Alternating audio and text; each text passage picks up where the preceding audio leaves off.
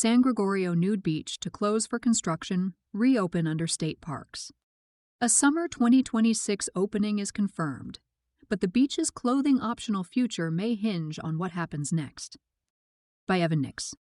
Last April, Planet Nude reported on a landmark conservation deal that put one of California's most beloved clothing-optional beaches in new hands. Now, more than a year later, the story has moved forward in concrete ways. And for regulars planning a visit this summer, there are some important logistics to know.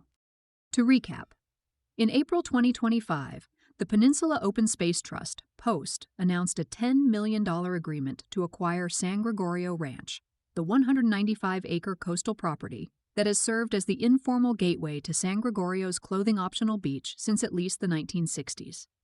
The deal was celebrated by conservationists as a safeguard against development, and watched cautiously by naturists wondering what new stewardship might mean for the beach's long-standing nude tradition.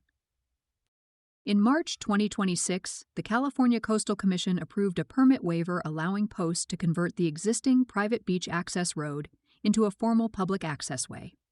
The improvements are modest but meaningful: restored gravel road and parking area, a new entrance gate, improved pedestrian path to the beach, portable toilets, picnic tables, and better signage. A deteriorated mobile home and its septic tank will also be removed. During construction, estimated at 8 to 12 weeks, the site will be closed to visitors. Once work is complete and the land is formally transferred to POST, the beach is expected to reopen to the public in summer 2026. Going forward, at least initially, hours and fees will mirror those at the adjacent San Gregorio State Beach lot, open from 8 a.m. to sunset, with an $8 per vehicle parking fee. The most significant long-term development buried in the permit documents is this: POST intends to transfer operation and eventually ownership of the property to California State Parks or another public agency, with that handoff currently targeted for spring-summer 2027. That's a notable shift from the more open-ended language POST used in 2025, when the organization spoke broadly about finding a long-term steward. State Parks is now named explicitly. For the naturist community, this matters. State Parks manages the adjacent San Gregorio State Beach, where nude use is not formally permitted.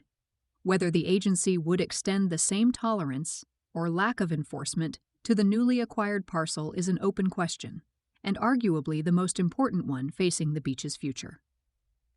When Planet Nude asked POST directly about clothing-optional use last year, the organization acknowledged the beach's history while stopping short of any guarantees.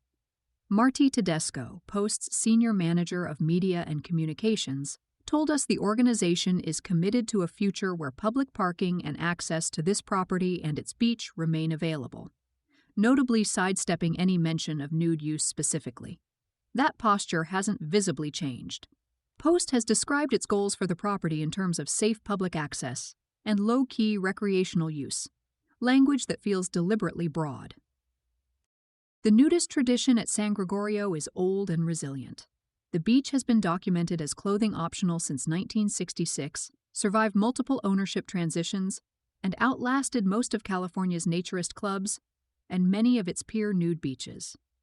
That durability counts for something, but the formalization of public access, new infrastructure, set hours, and $8 parking fee does represent a shift from the freewheeling, caretaker-managed arrangement that has characterized the beach for decades.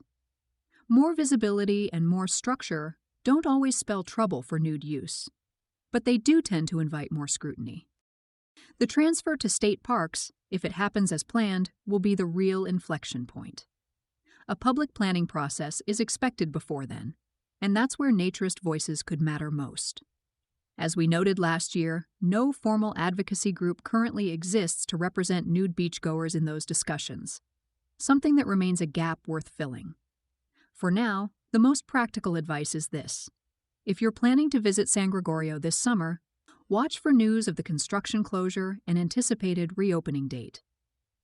And if you care about the beach's future beyond this season, pay attention to what happens when State Parks enters the picture. We hope you're enjoying Planet Nude. If so, please consider a paid subscription. your membership comes with exclusive content and supports our work. Subscribe at www.planetnude.co.